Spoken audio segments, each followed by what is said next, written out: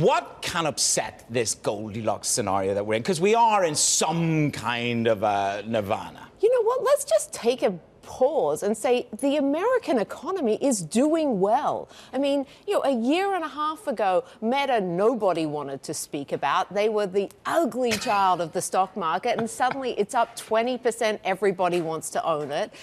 The American economy is doing well. We've been talking about Powell and about the Fed and ECB. They deserve that pat on the back because they have been successful. They've done what we wanted them to do, which is control inflation and keep people employed. And that's great. So why does everyone want to kind of bring in, take away the... It's bring not in a the punch bars. bowl. Yes. Let's but be Katrina, happy. is it not because we're scarred of a few years ago when the Fed started hiking rates and then the Mag 7 gets derailed? Higher yields means that tech stocks can't continue. Who's to say that won't happen again with our average hourly earnings 0.6% month over month? Are we not under threat of that again? I think as we look at the market expectations for growth going forward in terms of growth in earnings, we do think they're a little too optimistic.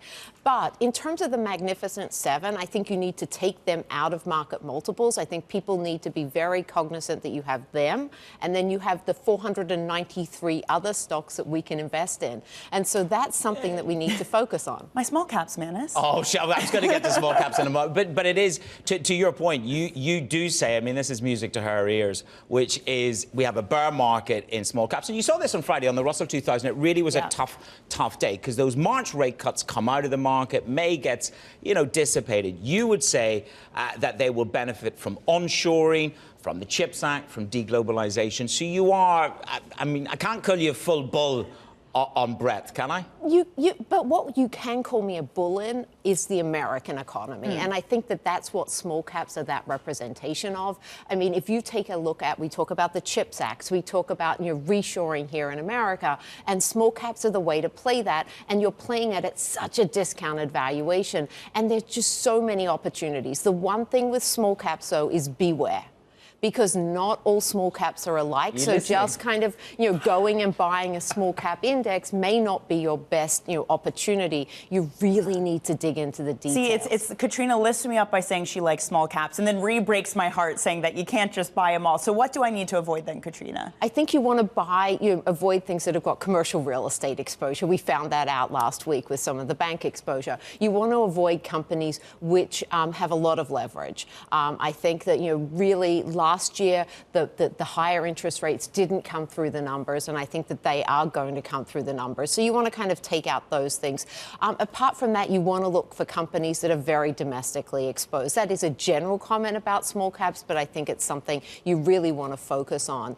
And then finally, you want to make sure you've got a company that's able to manage its labor costs. You talk about that 0.6 month-on-month wage increase. You want companies that have good relationships with employees. But then you would say that 0.6 of 1% of a wage number is a wake-up call. I mean, you could be full bull in the American economy, but you say that the wages aspect of it is going to be the headwind to double-digit growth. Yes, it is. Or potentially. It is. And I think it comes down to who are you talking to? And this is where you need to have feet on the ground and you need to be actively engaged because you want to invest in those companies that haven't, had disputes with their labor, that have taken care of their labor and have held on to their labor, because those are the companies that will be able to mitigate some of those wage increases, and they'll also get the benefits of productivity because they've got training and they've got longevity in their workforces. So they're the types of companies that we're looking for. We don't want the companies that have been churning and burning their labor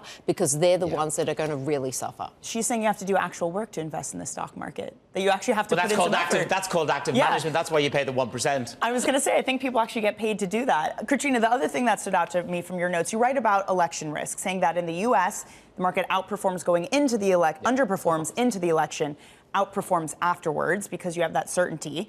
So should I be buying any election-related dip then? I think that you've got some period of time to wait before you look at buying an election-related dip. The interesting thing here is that there's a lot of difference between the two candidates. So if you take the oil and gas sector, for example, you really need to know who's going to win in order to know who to buy coming out of that. And so I think that you've got to be very cautious. And we also learned with a couple of our other elections that you don't necessarily want to trust the poll data going in. So I think that in this case, I'm actually going to take a different aspect. You really want to buy more of a general index coming out of that election, and going into it, you want to be a little cautious on the overall market. Well, Danny's reminded me, apparently, you did have in the United States of America The Price is Right, which takes us to Opportunity Knocks. Now, this is Stephen Major's note this morning that he's just put out. It is called Opportunity Knocks. This is about the backup in the bond market and yields. And I just want to get a sense from you this morning. He said it's a talent show, Opportunity Knocks. The winners will be decided by the public vote rather than a panel of expert judges. And he basically says you want to buy bonds on this backup. It's going to be a better proposition than T-bills. And this goes to the narrative about I've got my money locked up in a CD, I've got my money locked up in T-bills. Is there anywhere in the portfolio, is there room for duration at the moment?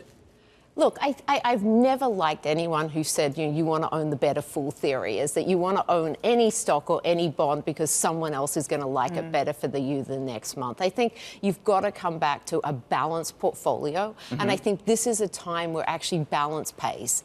You talk about having maybe your money locked up in a CD, but you're actually earning money on your bonds, and we haven't had that for such a long period of time.